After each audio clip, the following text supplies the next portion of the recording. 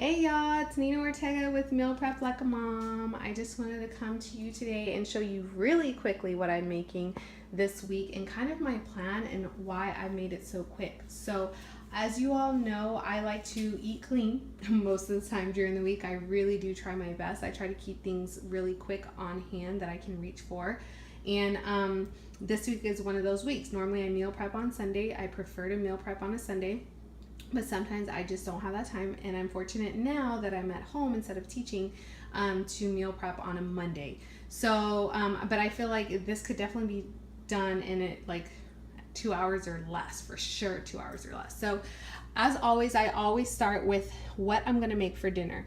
The reason being is because I feel like the dinner time is that center of everything, you know, like we come home, husband comes home, kids want food, everyone's hungry. For me, I can kind of pick up anything to eat while I'm out and about, but I want to make sure I have a good meal for them. So we actually had this leftover pasta stuff that they're gonna have, my husband and father-in-law, but I'm gonna probably have a butternut squash soup, and I'll show you that in just a minute.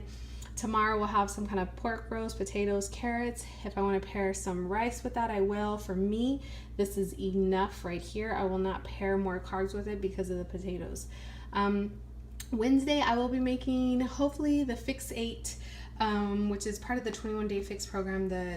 There's a recipe that's actually chicken mullet, and you have to have Beachbody On Demand to go actually see the entire recipe, but it's called Fix 8 chicken mullet, and it's on streaming, and I'll probably pair that with some Mexican brown rice. I did not make that this week because I'm not sure yet. And then picadillo with papitas. And then Friday we'll just do, hey, you know, whatever is left over.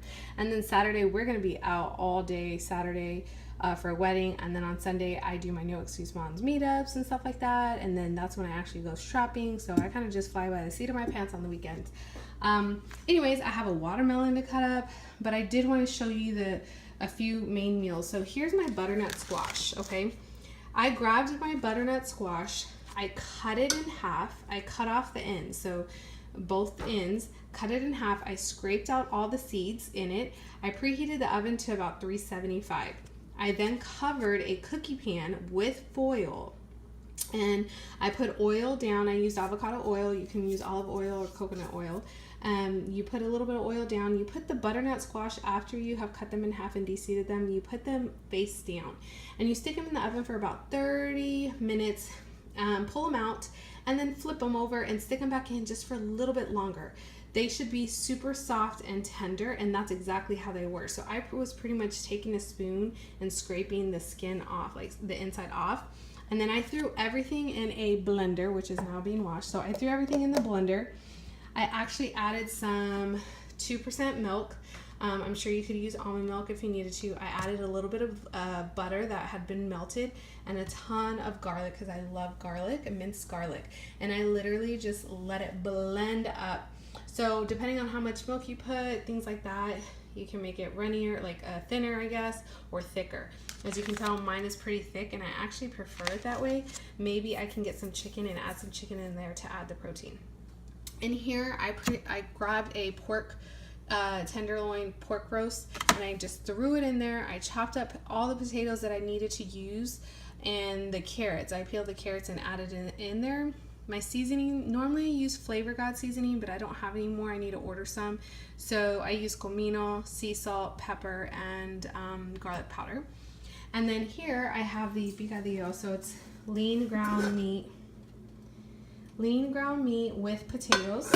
And then once the lean ground meat is cooked and the potatoes are chopped up, I add some water in there and just let it simmer so that the potatoes can soften. So as you can see, pretty easy. Let me go ahead and take this off so you can see it. Pretty simple, pretty easy. This can be eaten with the brown rice that I can make, or even tortillas, like corn tortillas, or avocado. Now, I do want to show you what I'm going to pair, I guess, easy carbs with. Vegetables. You never can go wrong with frozen vegetables. The only part that you can go wrong with is if you get vegetables that have like butter sauce on them.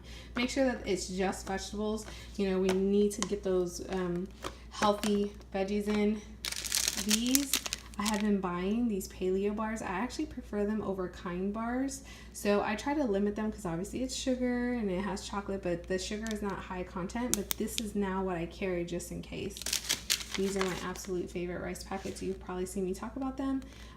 90 seconds, boom, done. The kids love them. Or you can make a big batch of quinoa or a big batch of brown rice. And then look at that. You can pair it with the roast. You can pair it with the picadillo, or when I make the chicken mole, you've got everything to go. So I hope this helped. If you have any questions, just let me know. And I hope you have a good, clean week.